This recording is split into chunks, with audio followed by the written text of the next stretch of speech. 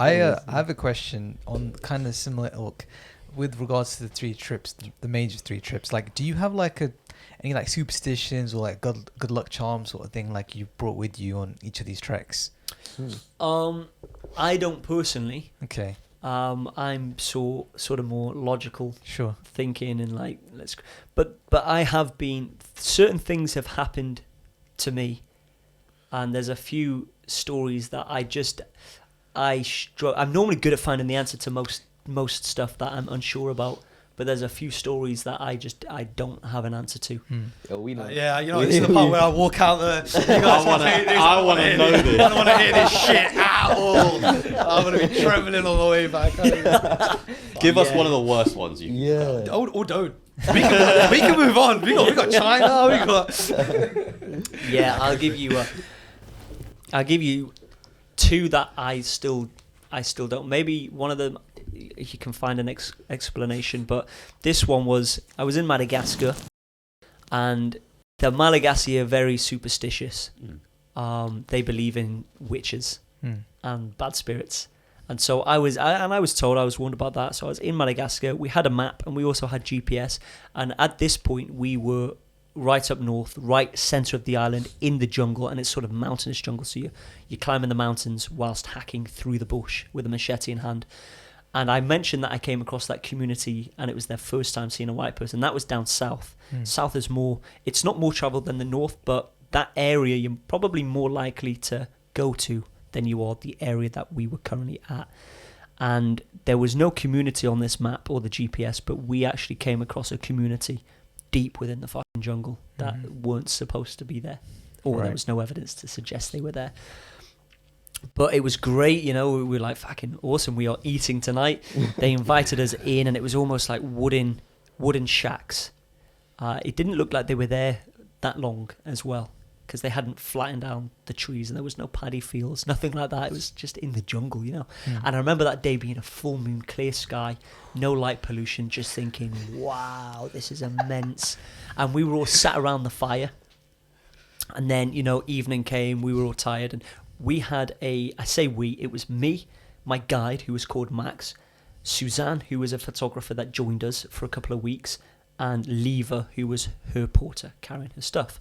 So the 4 of us, with a chicken called Gertrude. Gertrude, shout out to Gertrude. Yeah, shout out to Gertrude. And so the reason the chicken was with us, by the way, just to touch base on that, otherwise people are like, what the fuck? It's cultural and tradition that in order to summit the highest mountain in Madagascar, you carry yourself a white chicken to protect you from the bad spirits and witches of the rainforest. And so I'm all about respecting the culture, so I picked up a chicken and named her, because it was a him, sorry. It was a cockerel, and gave him a girl's name, Gertrude. And Gertrude wasn't just there with the highest peak. He needed to, unfortunately, summit a few others before we but because there was no community that we would come across, now was our only chance to collect a white chicken. Right. So 2.5 weeks, we had this chicken fully domesticated in my backpack, chirping away, fucking well annoying. I'm gonna eat you. Yeah, and I couldn't eat it, you know, it was nothing like that. How's your opinions of Nando's? Yeah, and chicken, literally my favourite food. And so we come across this community that we're like, what the f***, this is not supposed to be here, you know? But we loved that, and we were given our own wooden shack. We got our heads down for the night. It was Lever, me, Suzanne, and Max with the chicken. And here's my take on the story. I wake up in the middle of the night because I see Max walking in, must have been 2-3 o'clock in the morning, walking in this wooden shed, out of breath. I could see, you know, the steam from his mouth, and a machete in hand. And I was like, are you all right, mate? And he was like, yeah, no, I'm fine. Yeah, go back to sleep. So I went back to sleep. I saw him get into his sleeper bag. He went back to sleep. That was my take. Nothing weird, but I do remember having a bit of a bad nightmare that night.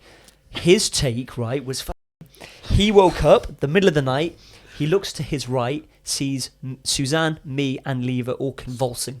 I've never convulsed in my life. He was saying we were convulsing in our sleep. And those two also had a bad nightmare that night as well, by the way. We'll get to that. Oh, And he said he looks to the door, and the door is like wooden planks. It's got about an inch slits in between that you can see outside, and he just sees the full moon and a silhouette of this lady or this figure outside, long hair, hands vaguely up. And he just like pauses for a minute and shouts like, "Oi," in Malagasy. Sees that we're still convulsing, puts the two together, thinks that she's got us under some sort of spell. In his mind, it was a no-brainer. There's a witch right outside the door in his mind. So he gets up, shouts at her, picks up his machete. She gives off a little giggle and starts to fucking run as he goes to open the door. He's a fit, strong guy. He sprints after her, hence how he was out of breath. He sprints after her, and he told us that as soon as he got to the entrance of the jungle, she just poof, vanished, gone. Oh my God, There's no way she could have outran him. That's insane. He said, and then he was looking for her. He came back to the hut, and as he opened, he said, "You woke up, Ash, asked if I was all right. I saw that all three of you had stopped convulsing, and you went back to sleep." And I was like, "Oh no, why what?" did he not like? That's what I'm I'm so thinking. curious as to like why he didn't have. That was my question. Yeah. I said, if that was the case, why weren't you convulsing? You know what his Yeah. answer was? Gertrude was right next to him. Gertrude. And you know why you carry a white chicken to the summit? To protect you, but they say that the witches and black spirits and dark spirits are scared of white chickens. And he said that's why. Anyway, I was like looking to Suzanne, who's half Brazilian, half Belgium, and we're just like, okay, Max. You know, we're like, what the fuck? And then that morning, we're having breakfast. They tell the story, and then all of a fucking sudden, these locals start sharing witch stories, and they all experience that same thing, all different stories, but they are acting as if it's fucking normal, and that happens every other night. And we're being translated these stories, and we're trying to converse with it like, what? Witches? And they're like.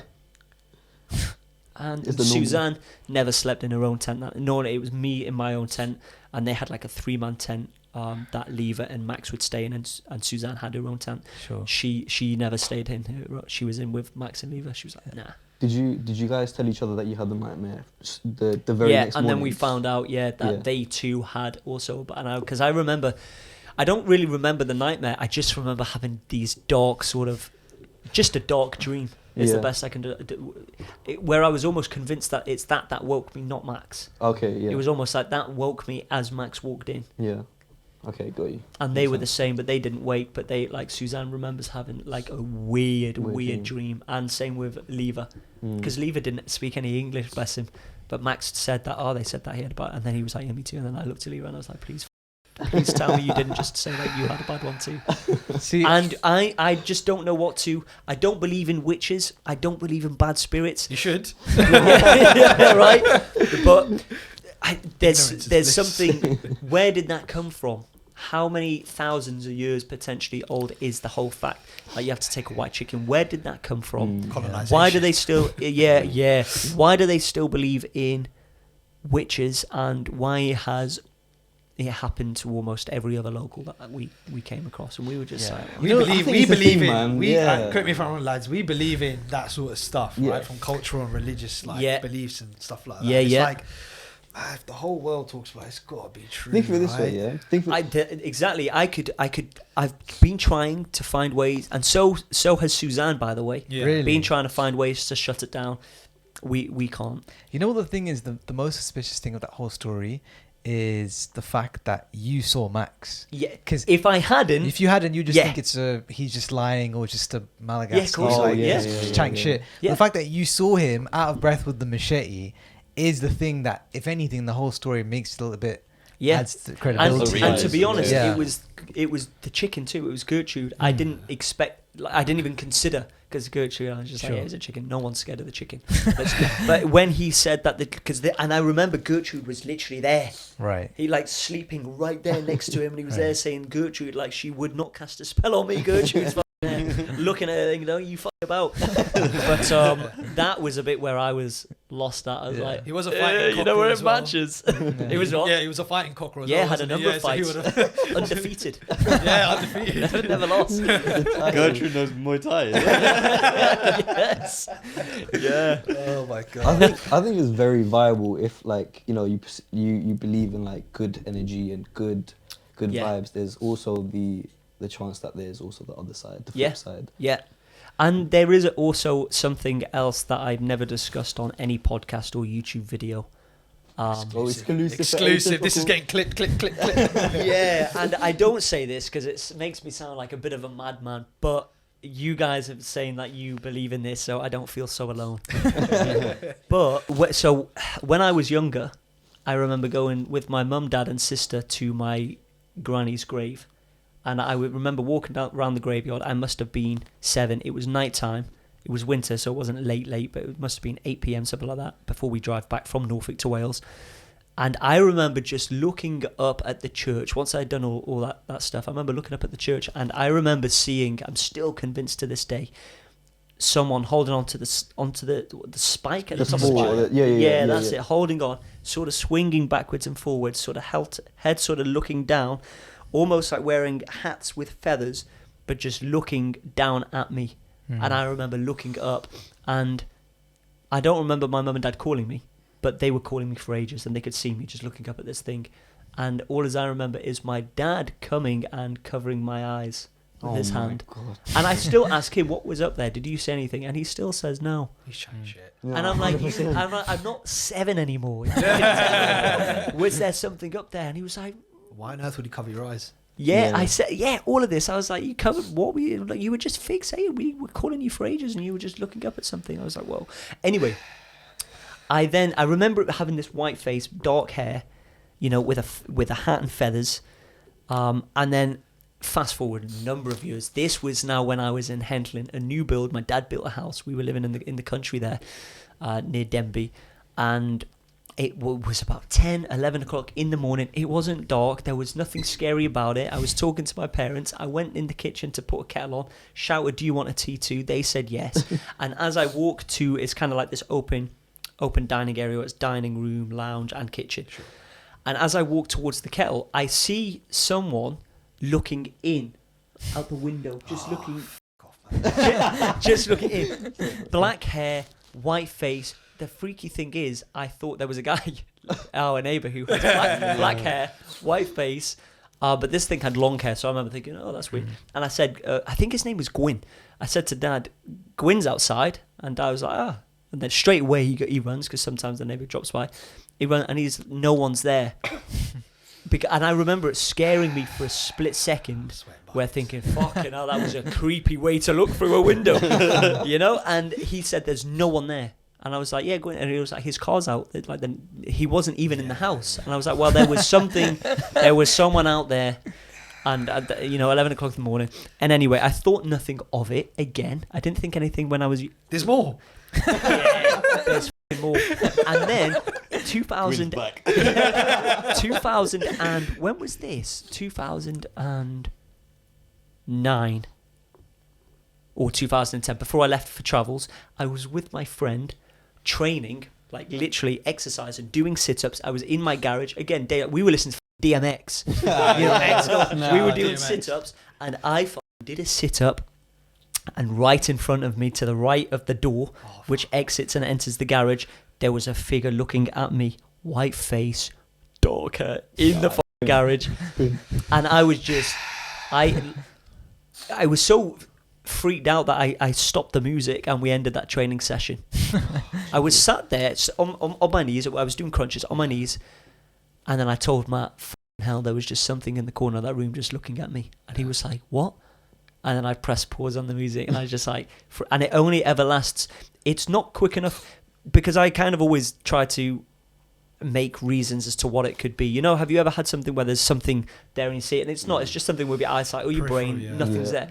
It's longer than that, but not long enough where I get to show anyone else. It's something, it must be, it's not a split second, it must be maximum a second. Yeah.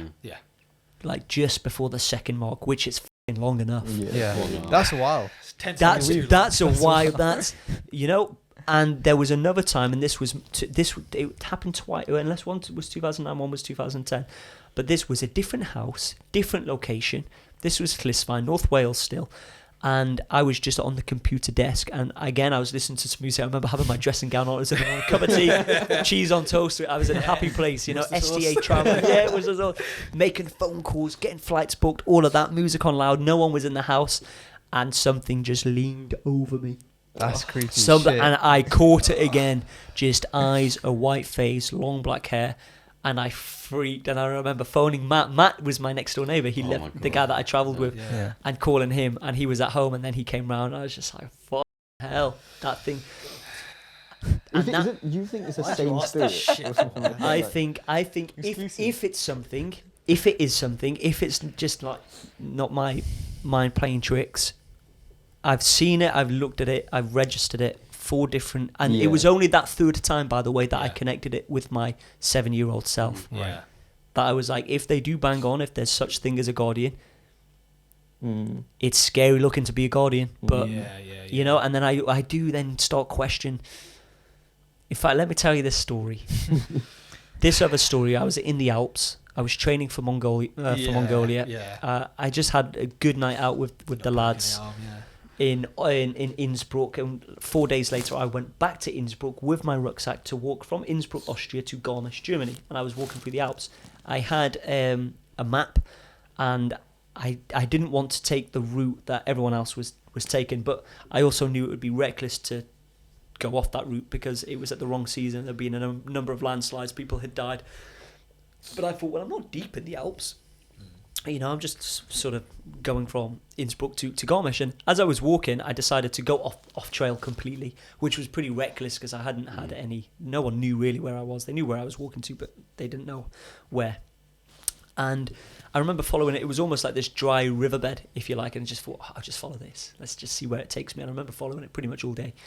And then it got to a point where it was almost like a dry waterfall. It just kind of went up. There was a bit of water trickling, maybe a bit of puddle down at the bottom. I remember thinking, fuck hell, because it was all loose rock, kind of. I had a 16-kilogram rucksack, bright red rucksack on my back, and thinking, I don't want to turn back because that means I'll be walking at least a good few hours back on myself, back on the route, and that's not what I would do. Normally, traveling, doing the Himalayas without no permit, crossing to Burma without no visa, all of that sort of stuff. So. And I think that's what my parents were always worried about with Mongolia, is they wouldn't know when I needed to stop pushing, because I was like that. And so, of course, I was now in Europe, Alps. I wasn't going to let this stop me. And I thought, I can navigate, I can find my way. And I'm climbing this, and I'm super aware, a bit of adrenaline in at this point, super aware. And I've always been very situationally aware, very perspicacious, been understanding what's going on around me, and my senses were heightened.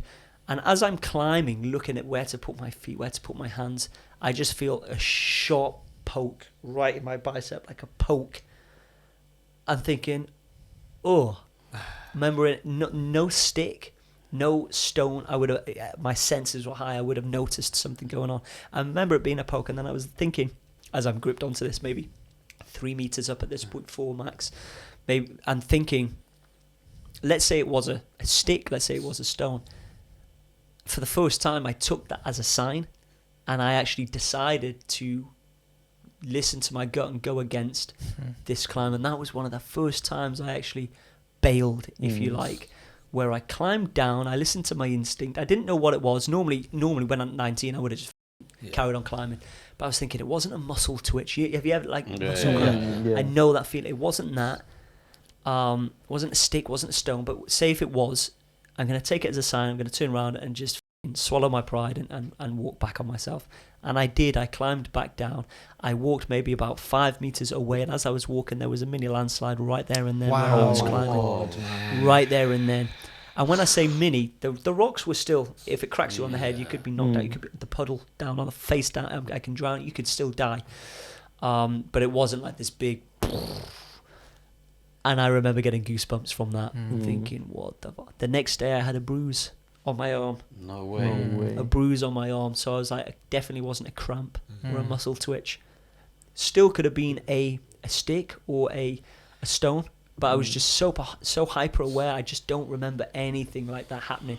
And if that did happen and I was aware of it, then I wouldn't have stopped climbing. Mm. I would have been, that was a stick that poked me, carry on. Or that was a stone, carry on. It looks fine. Yeah. What's the saying? What, once is a coincidence, twice is a... Yeah. Whatever they say. And Yeah. if it was a stick or something, surely you would have found that item or where that would have come from. Mm. Yeah. But it was just... And I would have carried on climbing. Yeah, for sure, right? Because Yeah. that shit happens, yeah. Sticks and It was stones may break my bones. I would, yeah, I wouldn't be like, The landslides will never kill me. yeah, and so it was only that last, when I was at the computer desk sort of doing the research, where that happened, where it was right over me, it was too close, it was the closest it had ever been, that I was a bit like, it was almost like over the years it got closer. And then I don't know what that poke was, but can you imagine, let's just be silly here, can you imagine if you put all of that together? Yeah. Sure. And then I think, well, how did I keep getting what? And then I get silly with it. And then I think, well, if I personified incredible, what if? The other way around as well. What if that wasn't alone in the desert? Mm. In a fucking scary way, you know what? Yeah. And there were times that was weird. I think this was sleep deprivation, but when me and my friend were cycling on Dot and Elder in Vietnam, for some reason he felt it too, that we almost felt a presence, and we always kind of think on that cycle there were three. And we put it down to, maybe it's because we've taken lots of photos and videos, that it was like the third eye. You know, that, but it was weird, and I didn't think of that until like many years later. I was like, there was always something like, Wasn't there like a sort of near-death situation also during the bikes? Yeah, Was was that that when the you lorries? almost fell asleep? Yeah. That was, that was, that was a 39 hours with no sleep.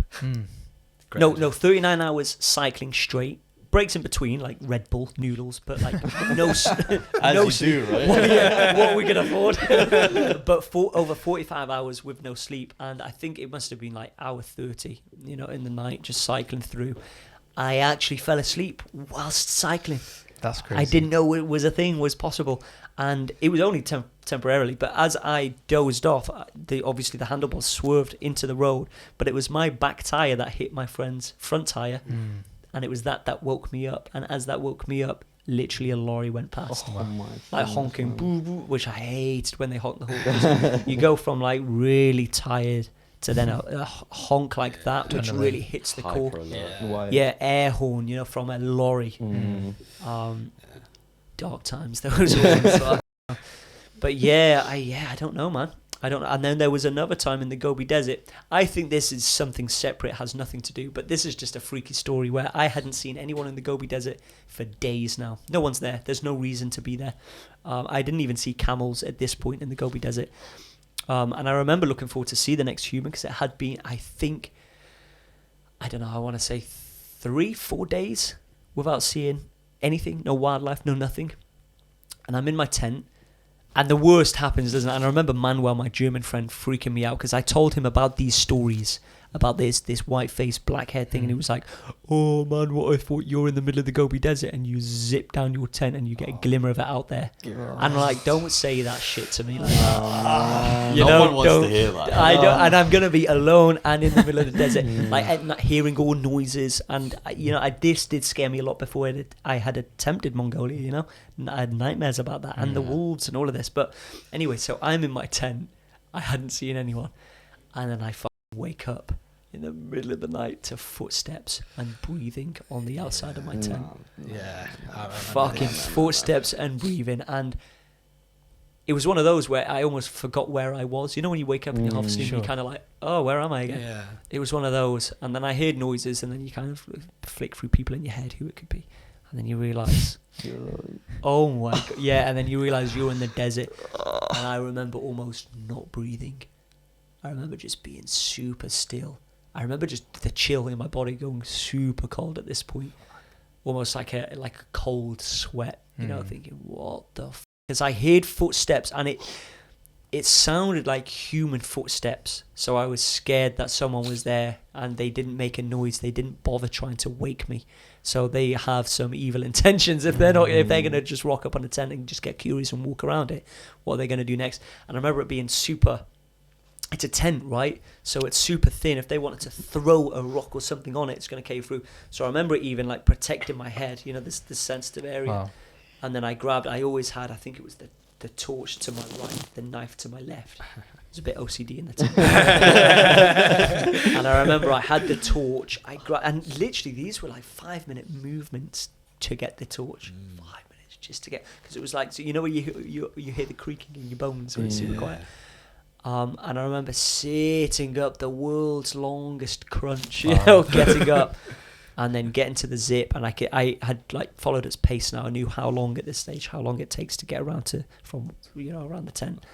But an animal did cross my mind. It's just the way that I heard the breathing. It wasn't so much the footsteps. I could hear the footprints, but I couldn't find the rhythm of the footprints, just the direction of where they're coming from.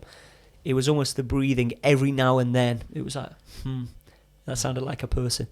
And then I unzipped gradually, or had my hand on the zipper, and then as my ears followed it round, I unzipped it, you know, flashed the torch, and it was a dog. It was a semi-wild or a wild dog out there in the middle of nowhere, and it wasn't threatening, didn't growl at me, didn't bark. Just remember looking at it and thinking, what the fuck is that doing out here?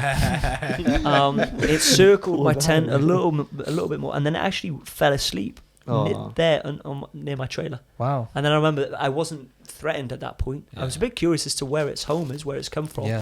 That spooked me a little bit. Yeah. And then I thought... And it was just a lone dog. It was just alone.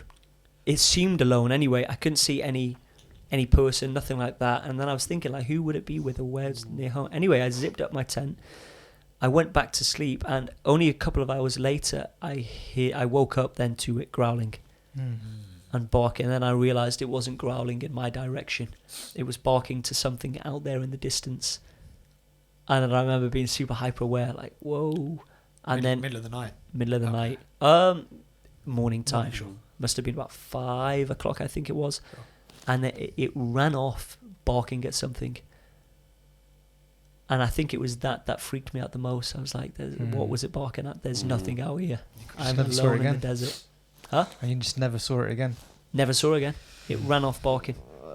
Your luck's got to run out someday, mate. Yeah. I hope not, though, for your sake. Yeah, and I just that spooked me a little bit more than actually seeing the dog itself. Once I realised it wasn't a threat and it slept, I wasn't that. In fact, I was kind of hoping it would follow me for a few days, but it come. It was the whole, what the did it see in the desert? What did it run towards barking? There's nothing out there. No animal. Did you not take a look? Because it was like sunlight a little bit. Did you just shut yourself and you were like, I'm not getting out of this tent again? I just remember hearing and listening to it running off in the distance. I know what direction. Yeah. But I don't remember taking a look now. Fairs. I don't think it hit me straight away. I think it took like half an hour, and then I was like, your guard was lowered barking at? after having the dog in there. Yeah, and so I wasn't really spooked, and the sun was rising, and so I wasn't really scared at that point. It was only afterwards that I was like, what the f*** was that barking at? What the fuck was in that desert with me? You know? Weird. So yeah, speaking of, so I would say I'm not superstitious, but there's been weird things that have happened to me that I can't. And I did tell myself that. I was kind of like, you're going to put yourself out there. You're going to travel. You're going to have to be open to new experiences, and you will probably come across stuff that you can't explain. And there was certainly some of them, and still unexplainable to this day.